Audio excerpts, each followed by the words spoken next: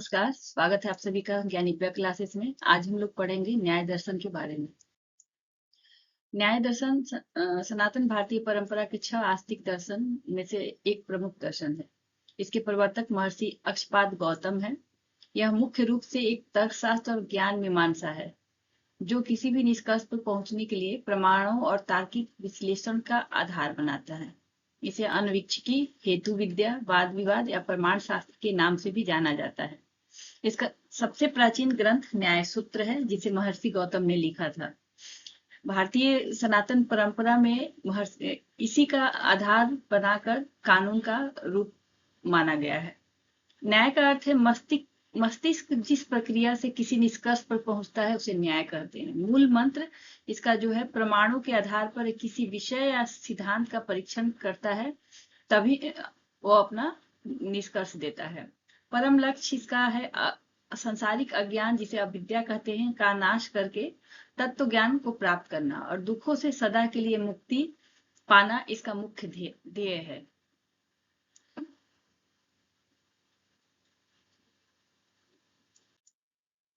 इसके 4 प्रमाण हैं, जिसके आधार पर ये अपना निष्कर्ष निकालता है।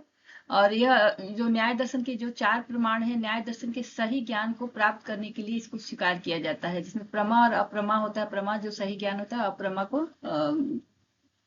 संशय ज्ञान बोला जाता है। इसके 4 जो प्रमाण है, प्रत्यक्ष, अनुमान, उपमान और शब्द है। प्रत्यक्ष मतलब जो इंद्रियां और बाहरी वस्तुओं के सीधे संपर्क से मिलने वाले जो ज्ञान होता है। इसमें जो 6 सेंस इसको बोल सकते हैं, जो हम हाथ से छू के, आंख से देख के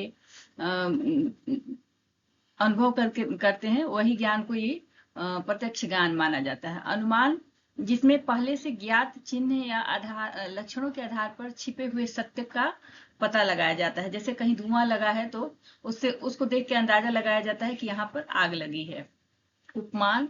उपमान यह सादृश्यता या समानता के आधार पर किसी नई वस्तु को समझता है। जैसे नील गाय को देख के कि यह गाय की ही जैसी होती है, ऐसा अनुमान लगाया जाता है। शब्द, किसी आप्त पुरुष, भरोसेमंद व्यक्ति या की रचना या वेदों के वचनों को प्रमाण मानना ही शब्द कहलाता है।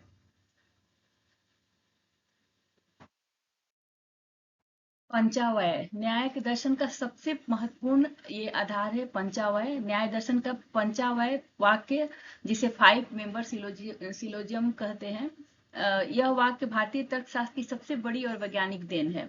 इसका उपयोग तब किया जाता है जब हमें अनुमान द्वारा अपनी कोई बात किसी दूसरे व्यक्ति को तार्किक रूप से समझानी या सिद्ध करनी होती है। इसे परमार्थ अनुमान, जो दूसरे के लिए अनुमान लगाता है, भी कहते हैं। ऋषि गौतम ने 5 अंग बताए हैं, जिसे पंचावय कहा जाता है, जिसमें प्रतिज्ञा, हेतु, उदाहरण, उपनय और निगमन। प्रतिज्ञा, जिस बात का निष्कर्ष को हमें सिद्ध करना होता है, जैसे सामने रखना। उदाहरण, जैसे उस पहाड़ पर आग है। इसका उद्देश्य यह है कि यह तर्क की शुरुआत बिंदु है, जहां पे साध्य को आग है और पक्ष है पहाड़ में, इस आग को सिद्ध करना है। हेतु, प्रतिज्ञा को सिद्ध करने के लिए दिया जाने वाला जो ठोस कारण होता है, उसे हेतु कहते हैं। इसे लिंग भी कहा जाता है। इस उदाहरण के स्वरूप, जैसे क्योंकि वहां धुआं दिखाई दे रहा है, इसलिए वहां आग है। यह दर्शाता है कि हमें किस आधार पर प्रतिज्ञा की बात कही है। बिना हेतु की कोई भी बात केवल एक दावा रहकर बन जाती है। उदाहरण, एक ऐसा सार्वभौमिक नियम बताना जो हर जगह लागू होता है, और साथ में एक ऐसा दृष्टांत देना, ऐसा उदाहरण देना जिसे दोनों पक्ष सच मानते हैं। जैसे जहां जहां धुआं होती है, वहां वहां आग होती है, जैसे रसोई घर। इसका उद्देश्य यह धुआं जो हेतु है और आग जो साध्य है, उसके बीच अविनाभावी संबंध मतलब व्याप्ति को स्थापित करना होता है। उपनय, तीसरे चरण के सार्वभौमिक नियम के वर्तमान परिस्थिति, जिस वस्तु पर विचार हो रहा है, यह उस पर लागू होता है। जैसे इस पहाड़ पर भी वैसा ही धुआं है जो आग से कभी अलग नहीं होता। इसका उद्देश्य यह पुष्टि करना होता है कि जो नियम रसोई घर में लागू होता है, वही लक्षण इस पहाड़ पर भी मौजूद है। निगमन, अर्थात पहले के चारों चरणों के आधार पर निकाला गया निष्कर्ष। इसका अंतिम निष्कर्ष यह है कि प्रतिज्ञा को दोबारा यह पुष्टि करता है। उदाहरण के लिए अगर इस पहाड़ पर आग लगी है तो यह सिद्ध करता है कि हमारी जो शुरुआती प्रतिज्ञा थी वह सत्य और प्रमाणिक है।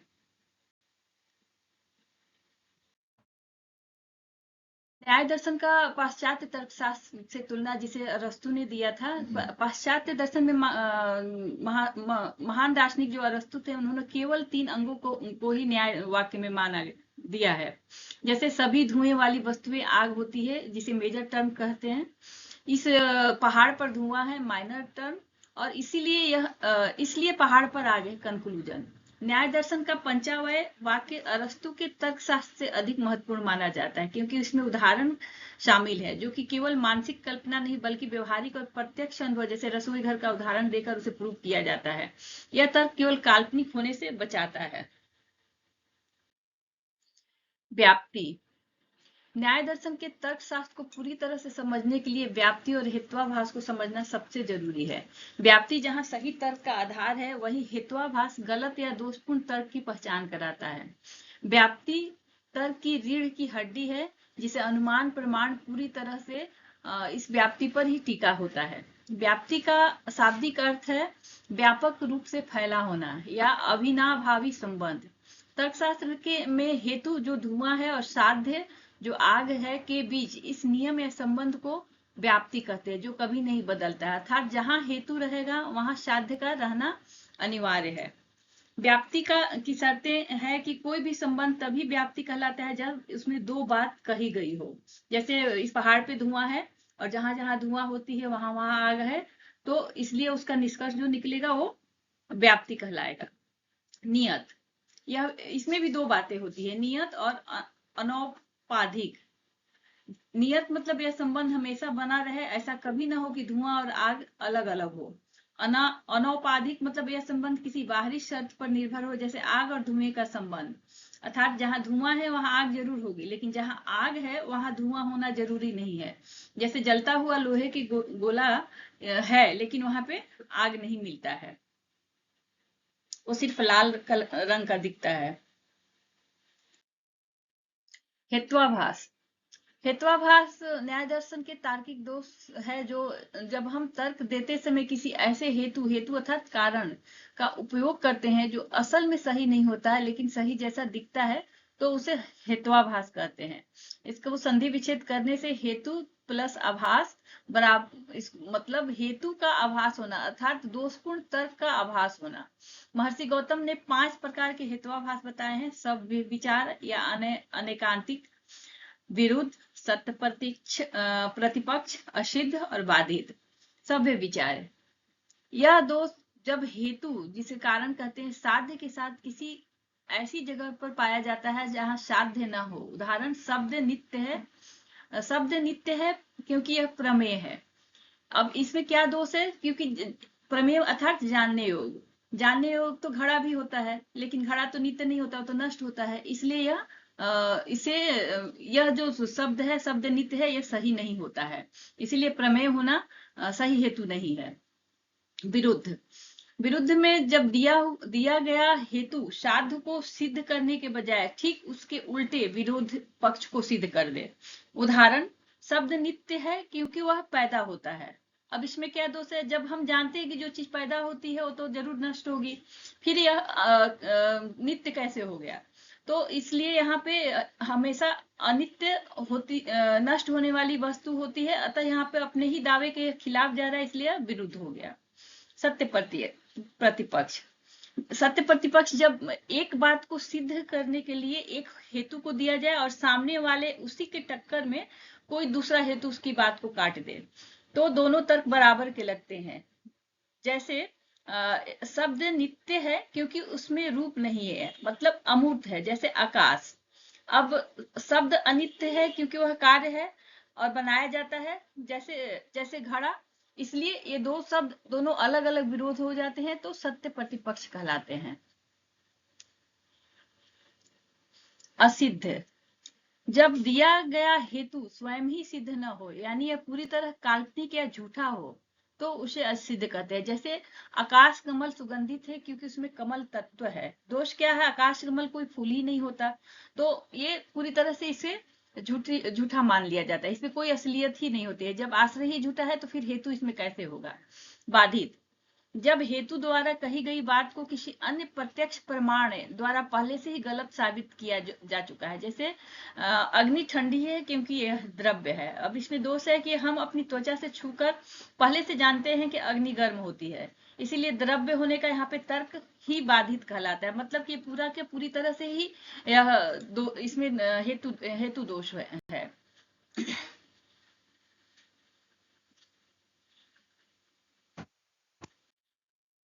असत्य कार्यवाद, असत्य कार्यवाद सृष्टि निर्माण के सिद्धांत। सृष्टि के निर्माण को लेकर भारतीय दर्शन में दो मुख्य विचारधाराएं हैं।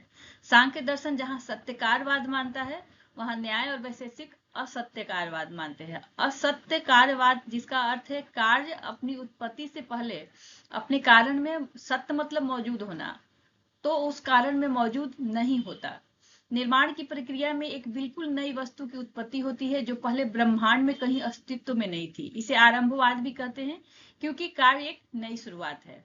उदाहरण स्वरूप समझ सकते हैं, जैसे सांख्य दर्शन में कहा जाता है कि घड़ा बनने से पहले मिट्टी के अंदर सूक्ष्म रूप से तत्व मौजूद है, लेकिन न्याय दर्शन का इसका खंडन करता है और न्यायिक कहते हैं कि घड़ा बनने से पहले मिट्टी में मौजूद नहीं था। यदि घड़ा मिट्टी के पहले से ही होता तो हमें मिट्टी से घड़े का काम जैसे पानी भरना ले लेना चाहिए था, जो कि संभव नहीं है। घड़ा बनाने के लिए कुम्हार, चाक और डंडे की मेहनत की जरूरत पड़ती है। मिट्टी और घड़े का आकार, नाम और उपयोग में बहुत अंतर होता है, इसीलिए घड़ा एक नई उत्पत्ति है। सृष्टि के निर्माण पर कैसे लागू हुआ है? असत्य कार्य के अनुसार ब्रह्मांड पहले से ही कहीं छिपा हुआ नहीं है। जब ईश्वर की इच्छा से परमाणु आपस में जुड़ते हैं तब यह बिल्कुल एक नवीन सृष्टि का आरंभ होता है। परमाणुओं का जुड़ना ही यह दृश्य जो है, जो जगत का कार्य है, वह नया काम करता है। संक्षेप में कह सकते हैं कि न्याय दर्शन उन दोनों सिद्धांतों को आपस में जोड़ता है जो ईश्वर और बुद्धि मान करता है, जो निमित्त कारण मानते हैं को दिया गया है। इसमें परमाणुओं को जोड़कर असत्य कार्य के नियम के अनुसार इस अद्भुत और बिल्कुल नए संसार का निर्माण करता है। मोक्ष या अपवर्ग, न्याय दर्शन में मोक्ष को अपवर्ग भी कहा गया है। इस दर्शन की यह सर्वोच्च लक्ष्य है। महर्षि गौतम ने न्याय के सूत्र के पहले से ही इस सूत्र को स्पष्ट किया था। तत्वों के वास्तविक ज्ञान से दुखों का अत्यंत नाश होता है और यही अपवर्ग है। न्याय दर्शन के मोक्ष सिद्धांत की यह पूरी प्रक्रिया और इसकी अनूठी अवस्था को हम लोग 3 चरणों में समझ सकते हैं। मोक्ष प्राप्ति की क्रमिक क्रिया, न्याय सूत्र के दूसरे सूत्र में मोक्ष प्राप्त करने की बहुत ही वैज्ञानिक और क्रमिक मार्ग बताया गया है। जो जब मनुष्य को तत्व ज्ञान यानी यथार्थ का ज्ञान होता है तो बंधन पूरी तरह टूटते टूटते कटते कटते कट जाती है। सरल शब्दों में इसे समझ सकते हैं कि सच्चा ज्ञान होते ही अज्ञान मिटता है, अज्ञान मिटते ही राग द्वेष जो मोह माया खत्म होता है, राग द्वेष खत्म होने से फिर नया कर्म बनता है, फिर संसारिक मोह से खत्म होने के बाद ईश्वर की तरफ उन्मुख होते हैं। कर्म न होने से फिर नया जन्म होता है और जन्म न होने से फिर दुखों का हमेशा का अंत हो जाता है और यही मोक्ष है। मोक्ष का वास्तविक स्थिति वैशेषिक दर्शन की तरह न्याय दर्शन की भी मोक्ष की अवस्था बहुत व्यवहारिक और तर्कपूर्ण दृष्टिकोण रखता है। इसमें आनंद का अभाव, न्याय दर्शन के अनुसार मोक्ष कोई ऐसी जगह या अवस्था नहीं है जहां आत्मा को कोई परम आनंद या सुख मिलता है। न्यायिकों का तर्क है कि जहां सुख की इच्छा होगी वहां दुख का आना निश्चित है, इसीलिए मोक्ष सुख और दुख दोनों से परे है और दुख का अत्यांतिक नाश ही आनंद है और इसीलिए यहाँ पे आनंद का अभाव का उल्लेख किया गया है। मोक्ष का अर्थ है सभी प्रकार के दुख जैसे शारीरिक, मानसिक, संसारिक से हमेशा से पूरी तरह से मुक्त हो जाना। उसके बाद आत्मा कभी लौटकर संसारिक दुखों में नहीं फंसती। गुणहीन अवस्था मोक्ष में आत्मा अपने शरीर, इंद्रियां और मन को के बंधन से पूरी तरह मुक्त कर देती है। क्योंकि चेतना में बुद्धि, सुख और दुख आत्मा के गुण है जो केवल शरीर के संपर्क से पैदा होते हैं, इसीलिए मोक्ष की अवस्था में मुक्त आत्मा पूरी तरह चेतना रहित होती है, शांत होती है और अपने मूल स्वरूप पे स्थित हो जाती है। न्याय दर्शन ने हमें इस ढांचे को सिद्ध करने के लिए अचूक बुद्धि और तर्क की कसौटी, जो प्रमाण जिससे हम लोग पहले पढ़ चुके हैं, पंचावय वाक्य, व्याप्ति, हेत्वाभास और ईश्वर सिद्धि को दी है, और दोनों ने मिलकर मनुष्य को संसार के बंधनों से छूटकर मोक्ष को प्राप्त करने का तार्किक मार्ग बताया है। वाक्य न्याय दर्शन के अंतर्गत वाक्य का सिद्धांत इसके चौथे प्रमाण यानी जो जिसे शब्द जिसको हम लोगों ने पढ़ा था, जिसे आप पुरुषों द्वारा दिया गया है, फिर वेदों द्वारा जो लिखा गया कथन है, उसका प्रमाण का यह सबसे मुख्य हिस्सा है। महर्षि गौतम और बाद के न्याय जो भी महर्षि हुए, उन्होंने भाषा, वाक्य की संरचना और उसके अर्थ को लेकर बहुत ही गहरा शोध किया और भाषा का जो विज्ञान है उसे दिया। न्याय दर्शन के अनुसार पदों के सार्थक समूह को वाक्य कहते हैं, लेकिन शब्दों को एक साथ रख देने से वाक्य प्रमाणिक या समझने योग्य नहीं बन जाता। किसी भी वाक्य को अर्थपूर्ण और मानने के लिए 4 अनिवार्य शर्तों को पूरा करना पड़ता है। वाक्य की 4 अनिवार्य शर्तें, यदि किसी वाक्य में इन 4 तत्वों में से एक की भी कमी होगी तो वाक्य वह दोषपूर्ण हो जाएगा और इससे सही ज्ञान प्राप्त नहीं होगा। ये 4 शब्द है आकांक्षा, योग्यता, सन्निधि या आसक्ति। आकांक्षा यह वाक्य के शब्दों के बीच एक दूसरे को पूरा करने का जिज्ञासा या आकांक्षा होनी चाहिए। एक शब्द सुनने के बाद दूसरे शब्द को सुनने की स्वाभाविक इच्छा भी होनी चाहिए। इसका उदाहरण है, यदि कोई केवल कहे कि घोड़ा, आदमी, हाथी, तो यह वाक्य नहीं है। यहाँ शब्दों के बीच कोई संबंध नहीं बन रहा है और मन में जिज्ञासा अधूरी रह जाती है। तो इसका सही रूप क्या है? घोड़ा दौड़ रहा है, हाथी आ रहा है, हाथी पे वह आदमी बैठा हुआ है। तो यह जब शब्द पूर्ण हो जाते हैं तो उसे आकांक्षा कहते हैं। योग्यता वाक्य के शब्दों के अर्थ में आपस में कोई विरोध नहीं होनी चाहिए। शब्दों में इतनी क्षमता या योग्यता होनी चाहिए कि जो भी वह कह रहे हैं वह व्यवहारिक रूप से संभव हो। उदाहरण, वह आग से पौधों को सिंचता है, तो इसमें तो कोई तर्क ही नहीं है। यह वाक्य व्याकरण के हिसाब से तो सही लग रहा है, लेकिन इसमें योग्यता नहीं है, क्योंकि आग से कोई भी पौधे को नहीं सींच सकता।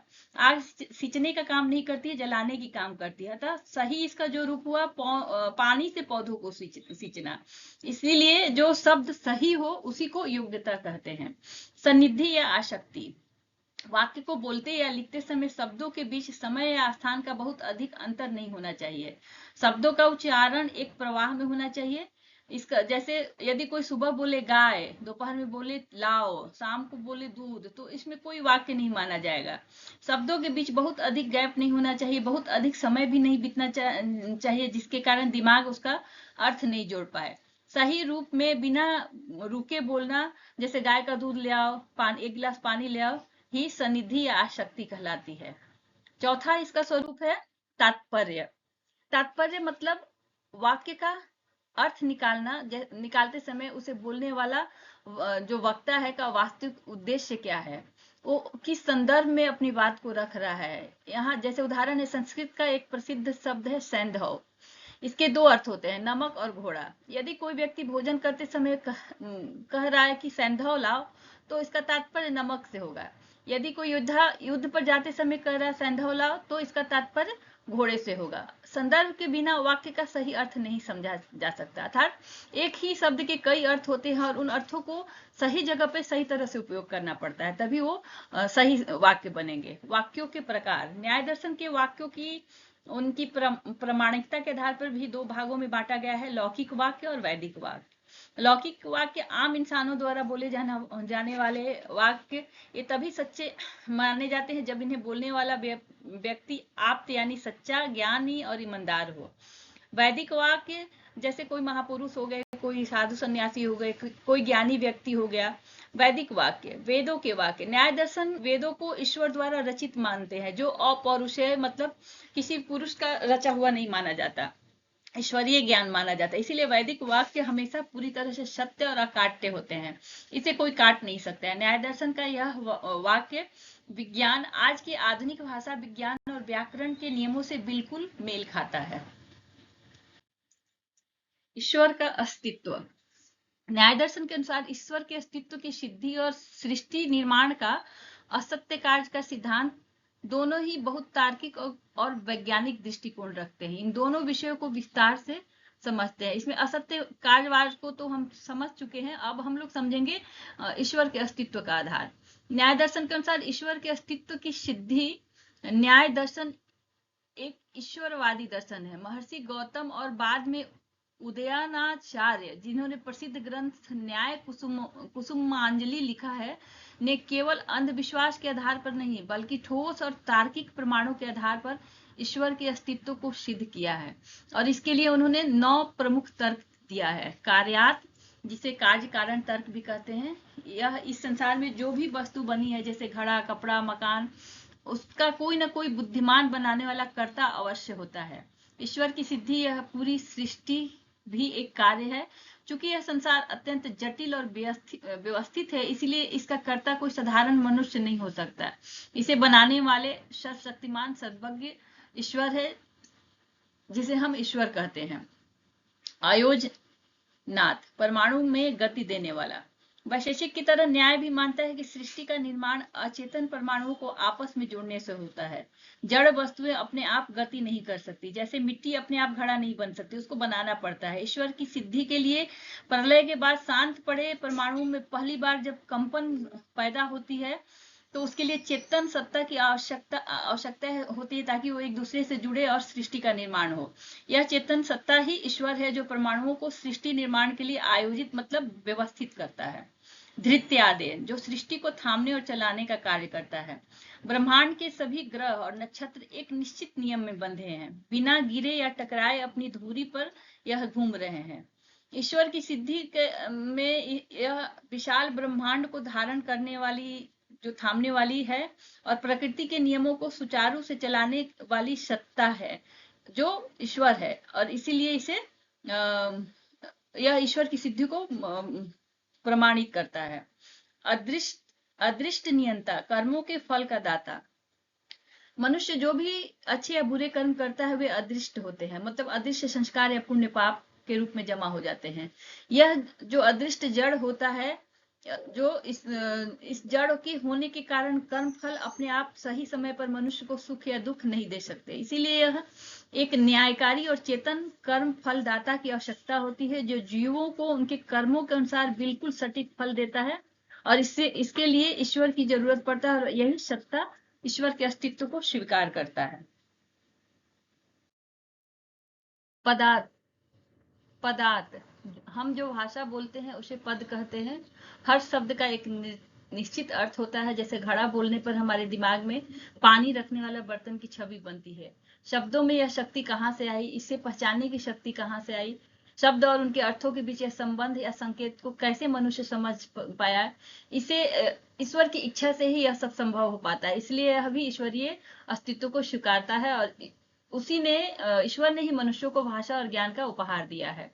प्रत्ययतः, वेदों की प्रामाणिकता का तर्क, अर्थात वेद ज्ञान जिसे सबसे प्रामाणिक स्रोत माना जाता है सनातन धर्म में, क्योंकि इनमें अकाट्य सत्य और ज्ञान भरा हुआ है। क्योंकि अकाट्य अर्थात उसमें जो भी लिखा गया श्लोक है, उसे कोई काट नहीं सकता। कोई भी साधारण या अज्ञानी मनुष्य वेदों की रचना नहीं कर सकता है। जैसे किसी विज्ञान की अगर किसी ने किताब लिखी है, तो कोई प्रामाणिक लेखक ही लिखता है, कोई उसको उस किताब को कोई दूसरा उसके बात को नहीं काट सकता है, क्योंकि वह अपने अनुसार रिसर्च करके, शोध करके उस किताब को लिखा है। वैसे ही पूरी तरह सत्य और प्रामाणिक वेदों के रचयिता केवल को ही सर्वज्ञ माना गया है, और यह ईश्वर ही हो सकते हैं। इस तरह यह भी ईश्वर के अस्तित्व को स्वीकारता है। श्रुते, वेद के वाक्यों की गवाही, अर्थात वेदों में कई स्थानों पर स्पष्ट रूप से ईश्वर के अस्तित्व, उसकी महिमा, उसके ब्रह्मांड के उन्होंने कैसे रचना की, इसकी घोषणा की गई है। चूंकि वेद स्वयं प्रमाणिक है, जैसा कि ऊपर प्रत्ययतः में कहा गया है, इसलिए इनके भीतर दी गई जो गवाही है वो पूरी तरह सत्य है। वाक्यात, नियमों और आदेशों का तर्क, वेदों में जो नैतिक नियम है, जैसे सत्य बोलो, धर्म का आचरण करो, झूठ मत बोलो, किसी का सामान नहीं चुराओ, ये किसी राजा के आदेश की तरह नहीं काम करते, बल्कि इसे बनाने वाला कोई आधिकारिक सत्ता ही है, कोई प्रामाणिक व्यक्ति ही है। इन सार्वभौमिक नैतिक नियमों को बनाने वाला, इंसानों को सही मार्ग दिखाने वाला परम शासक ईश्वर ही है। ईश्वर ही सद्गुण पर चलने के लिए इन सब नियमों को बनाया है, इसलिए यह भी ईश्वर के अस्तित्व को स्वीकारता है। सांख्य विशेषार्थ, द्वैगुण के परिणाम का तर्क, अर्थात जब दो अदृश्य परमाणु मिलते हैं तो द्वैगुण बनता है। वैशेषिक के अनुसार द्वैगुण का परिणाम परमाणु के आकार से नहीं बल्कि उनकी संख्या से तय होती है। जो 2 या 3 की यह संख्यात्मक अवधारणा एक सोचने वाले मन की में किस तरह से आया, किस तरह अपेक्षा रखती है। यह सृष्टि के शुरुआत में जब कोई मनुष्य नहीं था तब मनुष्य कैसे आया, तब परमाणुओं की संख्या की गणना करने वाला एकमात्र सर्वज्ञ बुद्धि ईश्वर को ही दी गई है, इसलिए यह भी ईश्वर की सत्ता को स्वीकार करता है। अधिष्ठात कर्म फल के प्रबंधन का तर्क, मनुष्य के अच्छे और बुरे कर्म अदृश्य होते हैं। पुण्य पाप के अदृश्य संस्कार के रूप में जमा हो जाता है और अदृश्य जड़ अचेतन होता है। सिद्धि, जिसे जड़ होने के कारण पुण्य और पाप अपने आप में यह तय नहीं कर सकते कि किस मनुष्य को कब और कहाँ कितना सुख मिलना है, कहाँ दुख मिलना है। अतः यह एक न्यायकारी, निष्पक्ष और चेतन कर्म फल दाता ईश्वर ही इसका निर्णय लेता है, जो जीवों के अनेक कर्मों के अनुसार बिल्कुल सटीक फल देता है। जिसने जिस तरह के कर्म किए हैं उस तरह के फल भोगता है। वही सर्वोच्च न्यायाधीश ईश्वर है, जो ईश्वर की सत्ता को स्वीकार करता है। न्यायदर्श के अनुसार ईश्वर न तो केवल एक कल्पना है, ना ही अंधविश्वास। यह ब्रह्मांड का निमित्त कारण है, यानी यह बुद्धिमान शिल्पकार है जिसने इस सुंदर और व्यवस्थित संसार को बनाया है, जो इसे अपने नियमों से चलाता है। इस तरह न्याय दर्शन ने इन 9 पदों के आधार पर ईश्वर की अस्तित्व को स्वीकार किया है। धन्यवाद। आज के लिए बस इतना ही। अगर यह वीडियो आपको अच्छा लगे तो प्लीज इसे लाइक, शेयर, सब्सक्राइब